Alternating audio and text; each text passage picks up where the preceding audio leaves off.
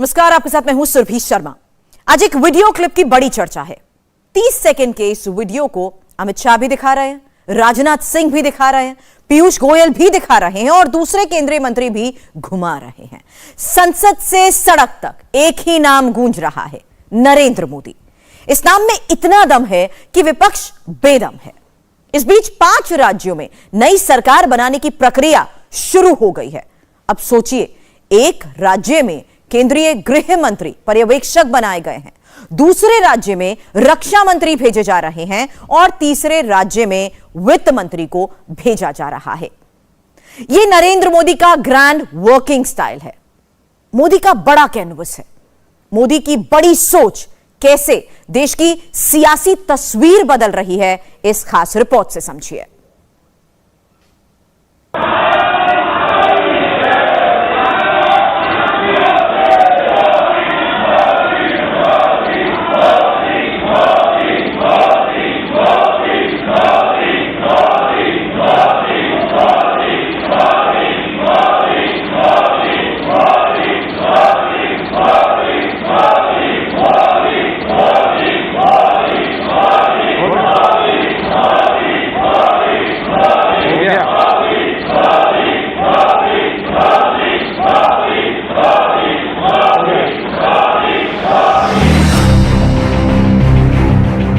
मोदी में ऐसा क्या है जो दूसरे किसी नेता में नहीं है?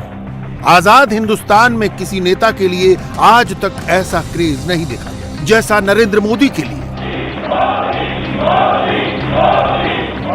सबूत संसद की इन तस्वीरों में है। प्रधानमंत्री ने जैसे ही पार्लियामेंट में एंट्री ली, पूरा सदन मोदी मोदी के नारे से गूंज उठा। संसद में करीब 3 से 4 मिनट तक प्रधानमंत्री के लिए तालियां बंद ही नहीं हुई।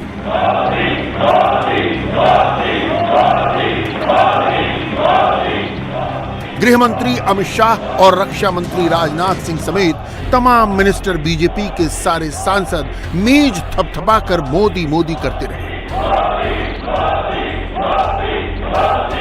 बजट सत्र के दूसरे चरण में पार्लियामेंट बैठी तो कई विदेशी डिप्लोमेट्स भी वहां मौजूद थे। उनकी समझ में नहीं आया कि अचानक हुआ क्या। ये कोई प्री प्लान्ड इवेंट नहीं था, इसकी पहले से कोई तैयारी नहीं थी। उत्तर प्रदेश, उत्तराखंड, गोवा और मणिपुर में प्रचंड जीत के बाद प्रधानमंत्री पहली बार संसद आए तो बीजेपी सांसदों का जोश इस तरह हाई हो गया।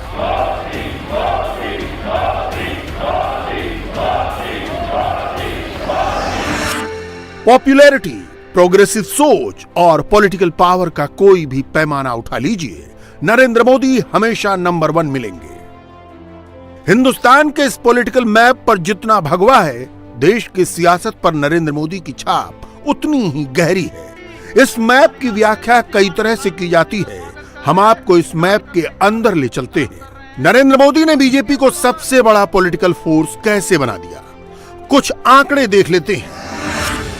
5 राज्यों में खत्म हुए चुनाव के बाद अभी पूरे देश में 4123 विधायक हैं। इनमें से अकेले बीजेपी के 1373 विधायक हैं। कांग्रेस के विधायकों की संख्या घटकर 692 रह गई है। तृणमूल कांग्रेस 235 विधायकों के साथ नंबर 3 पर है और 156 विधायकों वाली आम आदमी पार्टी नंबर 4 पर पहुंच गई है। सबसे ज्यादा सांसद मोदी के पास है, सबसे ज्यादा विधायक मोदी के पास है। इससे भी अहम है 135 करोड़ हिंदुस्तानियों का भरोसा जो सिर्फ मोदी पर है। मोदी के लिए ऐसे नारे सुनकर विरोधी अक्सर पूछ बैठते हैं, मोदी मतलब क्या? बीजेपी के लिए तो मोदी का बस नाम ही काफी है। मोदी और योगी का मतलब, मोदी मतलब MODI। M का मतलब मजबूत नेतृत्व है कि नहीं? मजबूत नेतृत्व, अरे जोर से बता, है कि नहीं? O का मतलब है ओजपूर्ण व्यक्तित्व, है कोई मोदी के मुकाबले? और D का मतलब है दृढ़ निश्चयी, जो तय कर लेते, ठान लेते, वो करके दिखाते हैं। ये हम नहीं, पूरी दुनिया कहती है। और I का मतलब है ईश्वर का वरदान, नरेंद्र मोदी जो भारत का उद्धार करने आया है। मोदी की पार्टी ने मोदी के बड़े बड़े मंत्रियों ने आज यही वीडियो घुमाया। अमित शाह की टाइमलाइन पर भी लाखों लोगों ने यह वीडियो देखा। संसद से लेकर सोशल मीडिया तक एक ही नाम गूंज रहा है, मोदी मोदी मोदी। केंद्रीय मंत्री पीयूष गोयल लिखते हैं कि मोदी केवल नाम नहीं बल्कि करोड़ों भारतीयों की आशा, आकांक्षा, सम्मान, गौरव और सब में नई ऊर्जा भरने वाले मूल मंत्र हैं। पीयूष गोयल मंत्री हैं, वो प्रधानमंत्री की तारीफ में कुछ लिखें या कुछ बोलें तो कोई बड़ी बात नहीं। यहां तो विरोधी भी वही बोल रहे हैं जिसकी भविष्यवाणी मोदी ने की थी। देश की सियासत में अभी सबसे हॉट टॉपिक उत्तर प्रदेश है। एक तरफ योगी आदित्यनाथ के राज तिलक की तैयारियां चल रही हैं, दूसरी ओर परिवारवादी समाजवादी कुनबे में फूट पड़ गई है। समाजवादी पार्टी ने यूपी चुनाव में अखिलेश यादव की हार का ठीकरा जाट वोटरों पर फोड़ दिया है। इसकी शुरुआत समाजवादी पार्टी के सांसद शफीकुर रहमान बर्क ने की। समाजवादी ने पूरी तैयारी की थी और अवाम भी समाजवादी के साथ था और खास तौर से मुसलमान तो सब एकजुटी था जी। लेकिन बहरहाल उधर से जाटों से भी उनसे भी समझौता हुआ था। 36 सीटों पर वहाँ 8 रह गई और इधर ये हम जाटव भाई थे, ये भी खिसक गए कुछ, तो इस वजह से समाजवादी को हार देखनी पड़ी। क्या आपको लगता है कि जो जाट वोटर्स थे उन्होंने खुलकर समाजवादी पार्टी के उम्मीदवारों को साथ नहीं दिया? अब ये तो वो जाने क्यों नहीं दिया। अखिलेश यादव के करीबी मुस्लिम सांसद का कहना है कि जयंत चौधरी ने अखिलेश यादव को जाट वोट दिलाने का वादा किया। जयंत के इस वादे पर अखिलेश ने एतबार किया और समाजवादी पार्टी ने जाटलैंड की 36 सीटें जयंत चौधरी की पार्टी आरएलडी को दी। पश्चिमी उत्तर प्रदेश में आरएलडी 36 सीटों पर लड़ी। आरएलडी 36 में से सिर्फ 8 सीटें जीत पाई। आरएलडी का स्ट्राइक रेट रहा 22.2%। वेस्टर्न यूपी की बाकी सीटों पर जाट वोट एसपी को ट्रांसफर नहीं हो पाया। नुकसान समाजवादी पार्टी को हुआ तो अब सपा जयंत चौधरी को किनारे लगा रही है। इसकी भविष्यवाणी मोदी ने बहुत पहले कर दी थी। याद कीजिए, आज से ठीक 1 महीना पहले 14 फरवरी को कानपुर में मोदी ने क्या कहा था? हर बार ये लोग चुनाव में आते हैं तो नया पार्टनर लेकर के आते हैं, नया साथी लेकर के आते हैं। नए साथी के कंधे के भरोसे चलने की कोशिश करते हैं। आप लोग ऐसा लोगों पर विश्वास करेंगे कि जो हर चुनाव में जिस साथी को लाते हैं उसको भी धक्का मार करके निकाल देते हैं, दूसरे चुनाव में दूसरा साथी लाते हैं, तीसरे चुनाव में तीसरा साथी लाते हैं। जो साथी बदलते हैं वो आपका साथ देंगे क्या? वो आपका साथ देंगे क्या?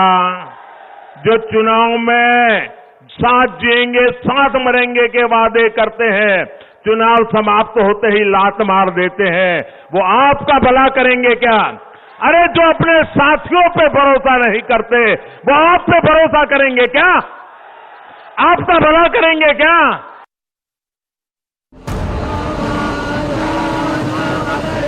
मोदी ने जो कहा वैसा ही हो रहा है। समाजवादी पार्टी का काम निकल गया तो अब जयंत चौधरी की पूंछ घट गई। करारी हार के बाद जयंत चौधरी ने आरएलडी पार्टी की तमाम इकाइयों और मोर्चों को तत्काल प्रभाव से भंग कर लिया है। यूपी रिजल्ट के बाद से समाजवादी पार्टी में सन्नाटा है। चुनाव से 6 महीना पहले जागने वाले अखिलेश ने चुनाव के बाद सारे पॉलिटिकल प्रोग्राम बंद कर दिए हैं।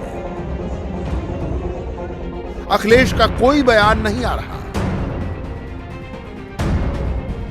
दूसरी तरफ मोदी की पार्टी जीतकर भी 24/7 एक्टिव है। ये मोदी का मंत्र है, कहीं रुकना नहीं है, कभी थकना नहीं है। चुनाव बस एक पड़ाव है, वो कोई मंजिल नहीं है।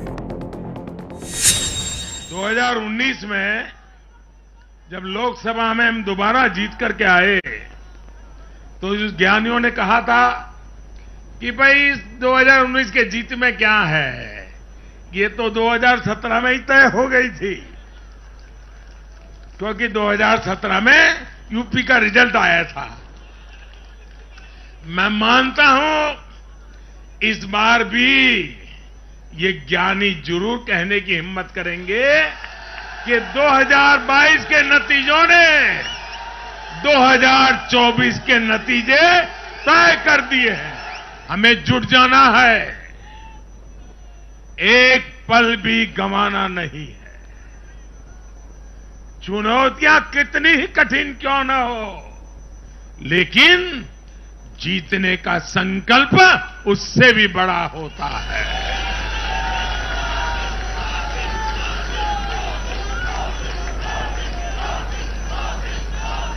बड़े संकल्पों के साथ, बड़े सपनों के साथ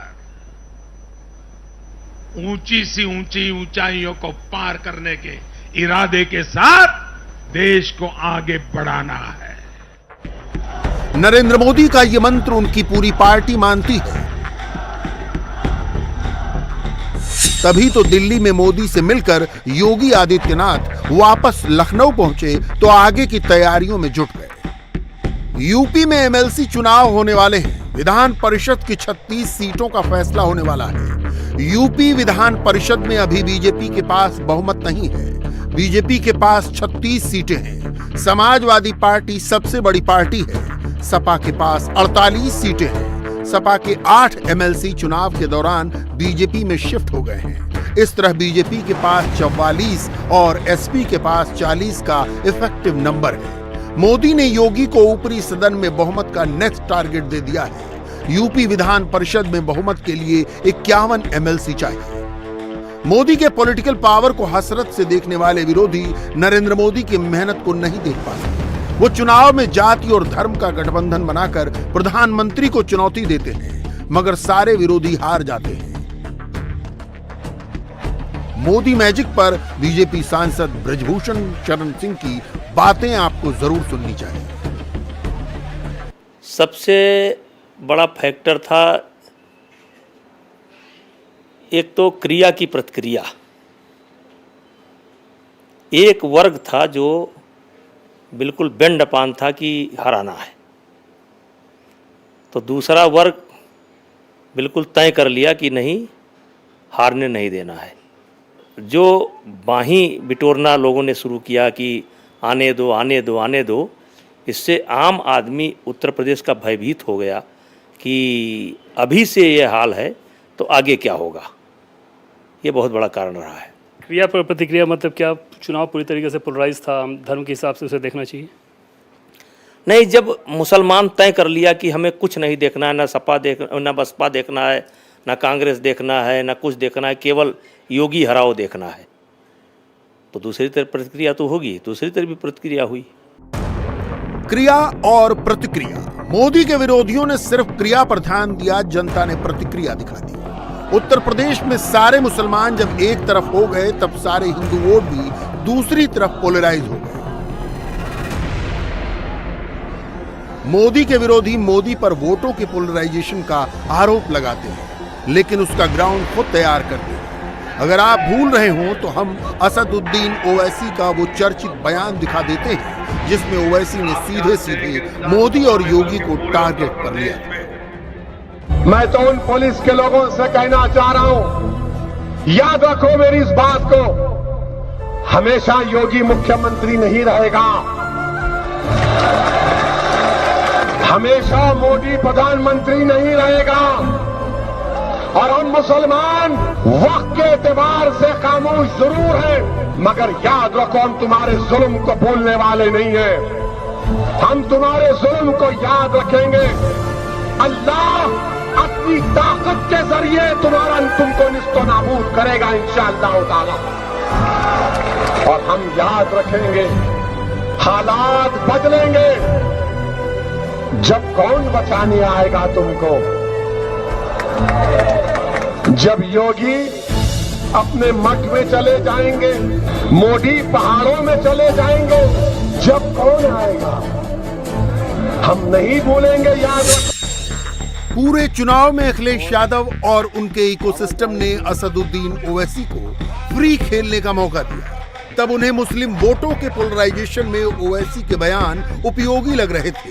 अब समाजवादी पार्टी आरोप लगा रही है कि असदुद्दीन ओवैसी के कारण वो 10 सीट हार गए और बीजेपी 10 सीटें जीत गई। नरेंद्र मोदी चुनाव के बाद कभी शिकायत नहीं करते। एग्जाम्पल देखना हो तो पंजाब को देखिए। पंजाब में बीजेपी को सिर्फ 6.6% वोट मिले। तब भी मोदी ने पंजाब के वोटर्स को धन्यवाद दिया। मोदी को मालूम है कि 2022 का चुनाव आखिरी चुनाव नहीं, आगे और चुनाव होंगे, जनता के बीच उनका और इम्तिहान होगा। इसलिए मोदी मेहनती छात्र की तरह हमेशा इम्तिहान की तैयारी में जुटे रहते हैं और तभी तो हमेशा अव्वल आते हैं। रूस और यूक्रेन के युद्ध में अब पुतिन ने नई स्ट्रैटेजी तैयार की है। रूस ने अपना फोकस यूक्रेन के पश्चिमी और दक्षिणी इलाके पर कर दिया है। यूक्रेन के वो तमाम शहर जो अभी तक सेफ थे, वहां अब ज्यादा खतरा मंडरा रहा है। पुतिन ने यूक्रेन में एयर स्ट्राइक बढ़ा दी है और वो लगातार भाड़े के सैनिक बुला रहे हैं ताकि जमीन पर भी रूस कमजोर ना पड़े। यूक्रेन के डिफेंस मिनिस्टर ने अब से कुछ ही देर पहले ट्वीट कर कहा है कि सीरिया के हजारों सैनिक रूस पहुंच रहे हैं, लेकिन यूक्रेन के राष्ट्रपति जेलेंस्की झुकने को तैयार नहीं है। जेलेंस्की कह रहे हैं कि वो पुतिन से मिलना चाहते हैं, लेकिन पुतिन ने युद्ध के 19वें दिन यूक्रेन के खिलाफ नया ऑपरेशन लॉन्च कर दिया है। क्या है पुतिन का ऑपरेशन 19? इस रिपोर्ट से समझिए।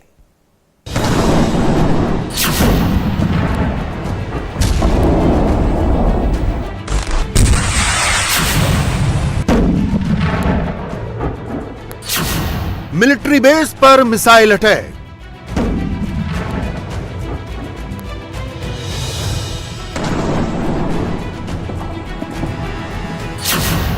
एविएशन प्लांट पर मचाई तबाही।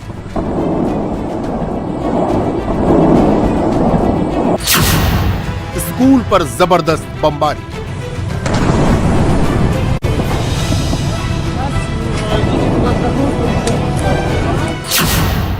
अपार्टमेंट हो गया धुआं धुआं।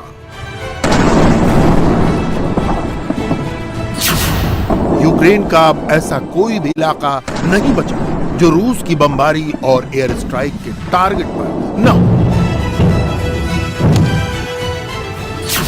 Kyiv, Kharkiv, Zhytomyr, Melitopol, Odesa, Lviv, Sumy, Chernobyl, Mariupol, Ukraine के इन तमाम शहरों में भीषण जंग चल रही है। हर शहर पर तबाही नजर आ रही है।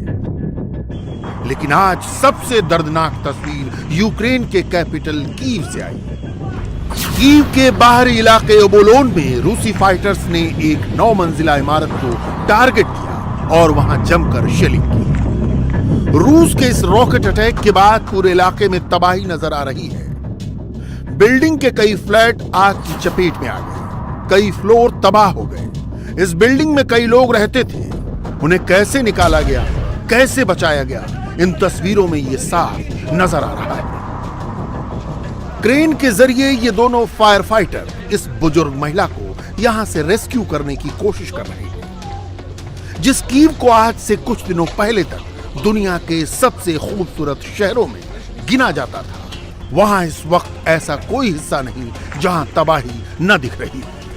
रूस ने सोच लिया है कि कीव को पूरी तरह तबाह कर देना है। रिहायशी इमारतों के अलावा यूक्रेन के इंफ्रास्ट्रक्चर को खत्म किया जा रहा है।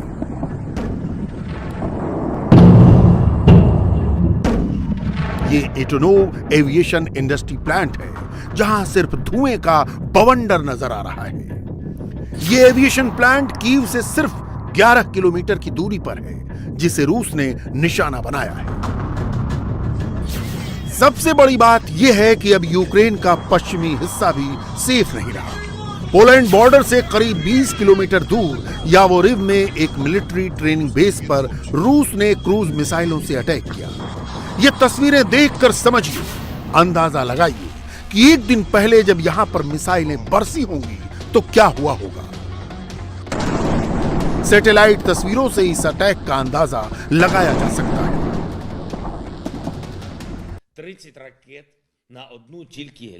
उन्होंने सिर्फ लीव शहर पर 30 मिसाइलें दागी हैं। शांति और सुरक्षा के इंटरनेशनल सेंटर पर हमला किया है, जिसमें 35 लोग मारे गए हैं और 134 घायल हो गए हैं। वहां ऐसा कुछ भी नहीं हो रहा था जिससे रूस को खतरा हो। नेटो के बॉर्डर से सिर्फ 20 किलोमीटर दूर ये हमला किया गया है।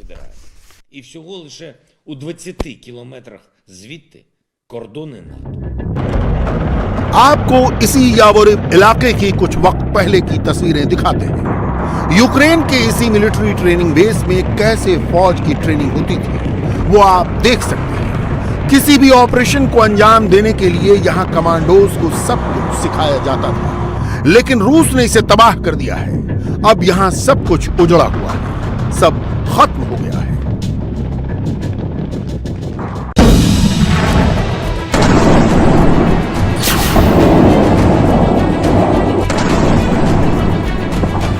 युद्ध का 19वां दिन। यूक्रेन के अलग अलग इलाकों में अलग अलग खतरा मंडरा रहा है।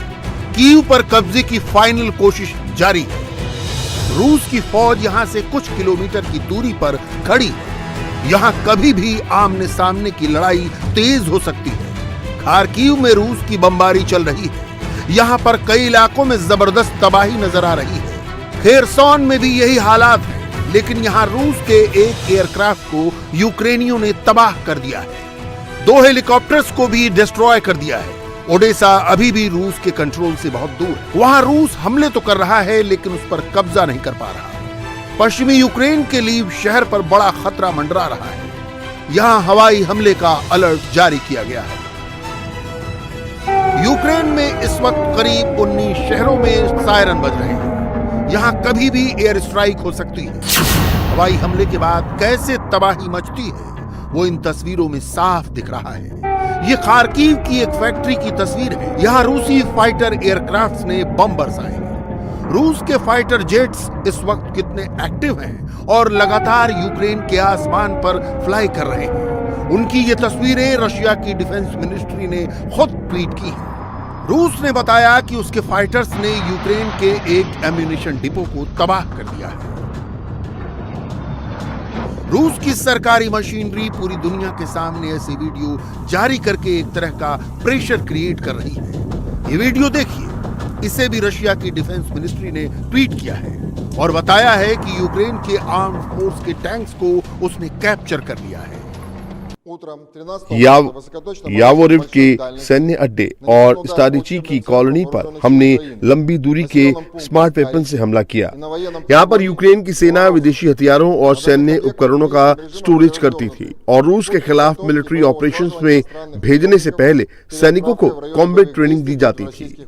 इस हमले में 180 विदेशी भाड़े के सैनिकों और विदेशी हथियारों को नष्ट कर दिया गया। यूक्रेन में आने वाले विदेशी भाड़े के सैनिकों का सफाया जारी रहेगा। रूस ने एयर स्ट्राइक एक बार फिर तेज कर दी है, जिससे यूक्रेन बौखलाया हुआ है। यूक्रेन ने हवाई हमले का अलर्ट जारी किया है। यूक्रेन के मैप में आपको इस वक्त जितने भी शहर दिख रहे हैं, वहां एयर स्ट्राइक का खतरा मंडरा रहा है। कीव, सूमी, Odesa, Kharkiv, इवानो, Poltava, Kramatorsk, leave, हर जगह आसमान से आफत की आशंका जताई जा रही है। यूक्रेन के राष्ट्रपति, यूक्रेन के डिफेंस मिनिस्टर, यूक्रेन के दूसरे तमाम मंत्री रूस के एयर स्पेस को बंद करने की अपील कर रहे हैं। मैंने नेटो के लीडर्स को पहले चेतावनी दी थी, अगर आप हमारे आसमान को बंद नहीं करेंगे तो कुछ ही वक्त बाद रशिया की मिसाइल्स आपको निशाना बनाएंगी, नेटो की टेरिटरी में गिरेंगी, नेटो के नागरिकों के घर पर गिरेंगी।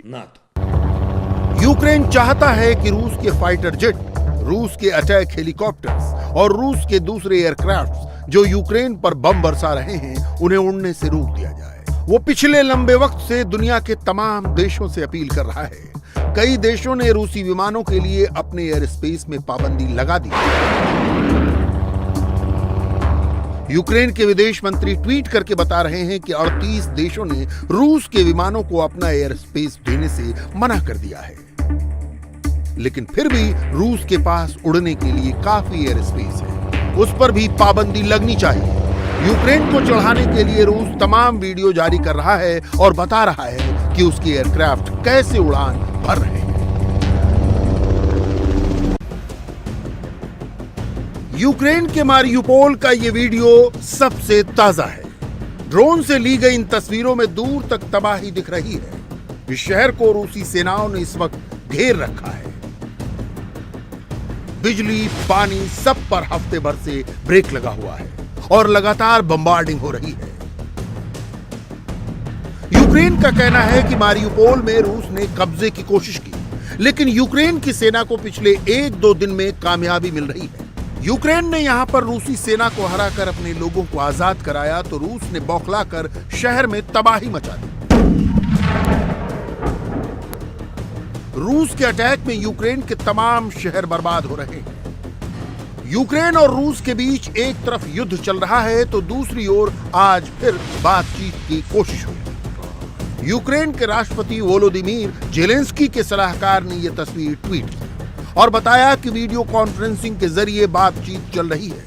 चौथे राउंड की बातचीत शुरू होने से पहले ही यूक्रेन से खबर आई कि इस बातचीत का असली एजेंडा है जेलेंस्की और पुतिन की मीटिंग का ग्राउंड तैयार करना।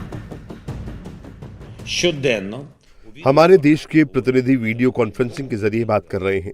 हमारे डेलीगेशन को क्लियर टास्क दिया गया है कि दोनों देशों के राष्ट्रपतियों की मीटिंग फिक्स करनी है। ये एक ऐसी मीटिंग है जिसका इंतजार हर किसी को है। ये बात सही है कि ये रास्ता कठिन है, लेकिन हल निकालने के लिए रास्ता तो चाहिए। रूस और यूक्रेन की ये जंग दोनों देशों को नुकसान पहुंचा रही है। यूक्रेन के मुताबिक युद्ध में उसने रूस की 1226 बख्तरबंद गाड़ियां, 374 tank, 86 helicopter, 74 aircraft, 34 anti aircraft warfare system, 3 समुद्री जहाज तबाह कर दिए हैं और 12,000 से ज्यादा सैनिकों को मार गिराया है। यूक्रेन को जवाब देने के लिए रशिया के डिफेंस मिनिस्टर ने यह वीडियो जारी किया और बताया कि यूक्रेन के मिसाइल अटैक के बावजूद उसके फाइटर पायलट ने इस सुखोई 25 फाइटर जेट को बचा लिया। फाइटर जेट भी बच गया और पायलट की जान भी बच गई। सबसे अहम बात यह है कि दोनों देशों के इस युद्ध में यूरोप के देशों पर कोरोना का खतरा बढ़ गया है। ये तस्वीरें उन लोगों की हैं जो यूक्रेन से निकलकर पोलैंड पहुंच चुके हैं। वहां पर रिफ्यूजी कैंप में रह रहे हैं। अब तक 20 लाख से ज्यादा यूक्रेनी रिफ्यूजी यूरोपीय देशों में पहुंच रहे हैं। इनमें से ज्यादातर का वैक्सीनेशन नहीं हुआ। WHO कह रहा है कि यूक्रेन और आसपास के देशों में 3 से 9 मार्च के बीच कोरोना के कुल 7,91,000 नए केस सामने आए हैं। ऐसे में क्या युद्ध के बाद अब कोरोना से लोगों की जान जाने वाली है? यूक्रेन दुनिया को दिखाना चाहता है कि वो रूस से पूरी मजबूती के साथ लड़ रहा है। प्रेसिडेंट जेलेंस्की अपने सैनिकों से अस्पताल में जाकर मिल रहे हैं, उन्हें हौसला दे रहे हैं। यूक्रेन में राष्ट्रवाद की फीलिंग जनरेट करने की कोशिश हो रही है। लीव की सड़क पर ओपेरा सिंगर इकट्ठा हुए और यूक्रेन का नेशनल एंथम गाया।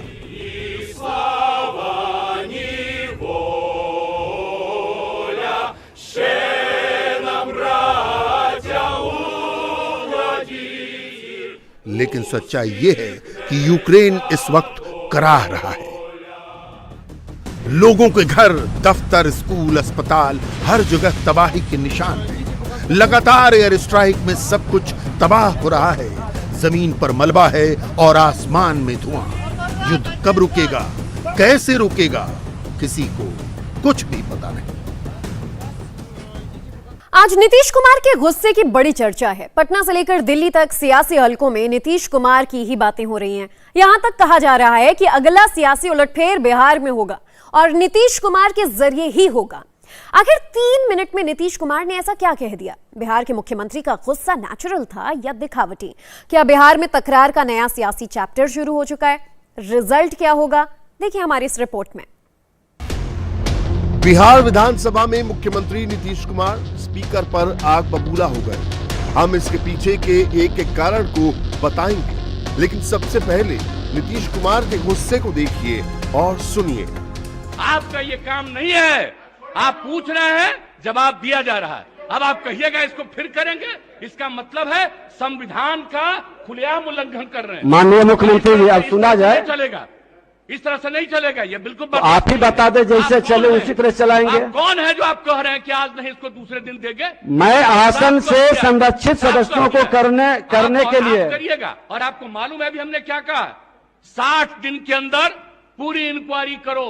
अभी बीच में जहां जहां दिक्कत हो रही थी, SC ST की बैठक हुई, उसमें हमने क्या निर्देश दिया है, और फिर हमने डिपार्टमेंट को कहा, और डिपार्टमेंट के माध्यम से हम लोग पूरी मुस्तैदी से लगे हैं, और कहीं भी कोई क्राइम करेगा उसको किसी को बचाने नहीं देंगे हम लोग। और एक बात अच्छी तरह जान लीजिए, लेकिन इन सब चीजों को लेकर के, अपने इलाके की कोई बात को लेकर के, ये हाउस का चीज नहीं है, ये इंटरफेरेंस नहीं करना चाहिए, ये बात हम कह देते हैं। और हम तो बैठे सुन रहे थे, इसलिए आप इसके बारे में ये नहीं कह सकते हैं कि आज हो गया, आप इसके बाद फिर बताइए। अरे ये क्या बताएंगे, ये तो आपको बता ही रहे हैं। अब सुन लीजिए, अगर ये बात हुई है, मैं निश्चित रूप से आज भी पूछूंगा डिपार्टमेंट से, आज भी मैं पूछूंगा कि इतना तेजी से क्या कोई दिक्कत हुई है।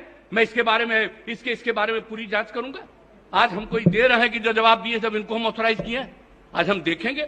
लेकिन कृपा करके इन सब चीजों के बारे में ज्यादा नहीं करिए, ये सब करना अच्छी बात नहीं है। तो इसलिए हम इतना ही कहेंगे, आग्रह करेंगे कि जो चीज जिसका अधिकार है और जो चीज जो करना है, हाउस में कुछ भी पूछ सकते हैं, हाउस में जवाब दिया जाता है। लेकिन किसी भी चीज के मामले में वो रिपोर्ट कोर्ट का नहीं है, ये सॉरी कोर्ट नहीं है, अभी इस हाउस का नहीं है, रिपोर्ट कोर्ट में जाता है। इसलिए इस बात को अच्छी तरह याद रखिए कि जो चीज बना हुआ है, संविधान में जो व्यवस्था है, कौन सा काम किसको करना है, वो बहुत ज्यादा निर्धारित है, और उस निर्धारण के हिसाब से ही चलना चाहिए। आखिर मुख्यमंत्री और स्पीकर में इतनी तनातनी क्यों? इसके लिए हम आपको सीधे लखीसराय की घटना बताएंगे, जो स्पीकर विजय सिन्हा का विधानसभा क्षेत्र है। पिछले महीने सरस्वती पूजा के दौरान लखीसराय में कोरोना गाइडलाइन का उल्लंघन कर एक सांस्कृतिक कार्यक्रम का आयोजन हुआ था। इस मामले में पुलिस ने निर्दोष युवकों को गिरफ्तार कर जेल भेज दिया था। असली गुनाहगार यानी कार्यक्रम के आयोजकों को पुलिस ने गिरफ्तार नहीं किया था। इलाका स्पीकर का था, इसीलिए इसे लेकर वो लखीसराय में प्रेस कॉन्फ्रेंस भी कर चुके हैं। तब लखीसराय के DSP और 2 थानेदारों के ऊपर स्पीकर विजय कुमार सिन्हा के साथ दुर्व्यवहार का आरोप भी लगा था। इस मामले में बीजेपी के 2 विधायकों ने सदन के अंदर विशेषाधिकार हनन का प्रस्ताव दिया था और राज्य के मुख्य सचिव और DGP तक को विधानसभा में तलब किया गया था। विधानसभा में DSP और थानेदारों को हटाए जाने का ऐलान खुद स्पीकर विजय कुमार सिन्हा ने किया था, लेकिन पुलिस अधिकारियों को हटाया नहीं गया। जाहिर है, स्पीकर जैसे ओहदे पर बैठे शख्स के लिए इससे बड़ा मान क्या हो सकता है कि उससे दुर्व्यवहार करने वालों पर सरकार ने कोई कार्रवाई तक नहीं की। साफ है, पिछले महीने ही घटी इस घटना को सदन में कई बार उठाया जा चुका है। आज एक बार फिर बिहार विधानसभा में लखीसराय में 2 महीने में 9 लोगों की हत्या का मामला बीजेपी विधायक संजय सरावगी ने उठाया। साथ ही साथ स्पीकर के इलाके की घटना को जोड़ते हुए संजय सरावगी ने बिहार में लॉ एंड ऑर्डर पर सवाल उठा दिया। चूंकि स्पीकर विजय सिन्हा भी बीजेपी से है, ऐसे में मामला बीजेपी वर्सेस JDU होते भी देर नहीं लगी और नीतीश कुमार आग बबूला हो गए। घटना को हाउस में उठाने पर सीधे स्पीकर को नसीहत दे डाली। डिपार्टमेंट के माध्यम से हम लोग पूरी मुस्तैदी से लगे हैं, और कहीं भी कोई क्राइम करेगा उसको किसी को बचाने नहीं देंगे हम लोग। और एक बात अच्छी तरह जान लीजिए, लेकिन इन सब चीजों को लेकर के, अपने इलाके की कोई बात को लेकर के, ये हाउस का चीज नहीं है, ये इंटरफेरेंस नहीं करना चाहिए, ये बात हम कह देते हैं। नीतीश कुमार के गुस्से पर स्पीकर विजय सिन्हा ने भी जवाब दिया, लेकिन मर्यादित तरीके से। आप ही बताइए कि कैसे सदन चलाना है। हमको तो आप सब ने मिलकर बिठाया है, आप लोगों ने ही मुझे विधानसभा अध्यक्ष बनाया है। इतने बड़े आसन पर बैठाकर मेरे क्षेत्र का सवाल तक नहीं हम उठा सकते। पुलिस द्वारा लखीसराय की घटना पर खानापूर्ति की जा रही है। जहां तक संविधान की बात है तो मुख्यमंत्री जी आप हमसे ज्यादा जानते हैं। मैं आपसे सीखता हूं। जिस मामले की बात हो रही है उसके लिए 3 बार सदन में हंगामा हो चुका है। मैं विधायकों का कस्टोडियन हूं। मैं जब भी क्षेत्र में जाता हूं तो लोग सवाल पूछते हैं कि थाना प्रभारी और DSP की बात नहीं कह पा रहे हैं। आसन को हतोत्साहित करने की बात न हो। बात बढ़ी तो JDU के वरिष्ठ नेता और प्रदेश के संसदीय कार्य मंत्री विजय चौधरी सामने आए और मामले की लीपापोती में जुट गए। क्योंकि माननीय मुख्यमंत्री जी ने जो कहा और माननीय अध्यक्ष जी ने जो कहा, दोनों ने तो एक ही बात कही है कि जो विधायिका का अधिकार है, जो कार्यपालिका का अधिकार है, दोनों को अपने अपने अधिकार क्षेत्र में काम करना चाहिए। और अध्यक्ष महोदय ने जो अपने क्षेत्र के मामले की कुछ चर्चा की, मुख्यमंत्री ने कितनी संवेदनशीलता से कहा उन सारे मामलों की हम आज ही समीक्षा करेंगे। इसमें आपको क्या दिख रहा है? जो मामला उठा तो मुख्यमंत्री जी ने विधायिका और कार्यपालिका के क्षेत्र को परिभाषित किया। माननीय अध्यक्ष ने अपने क्षेत्र विशेष के कुछ मामलों के संबंध में बातें की।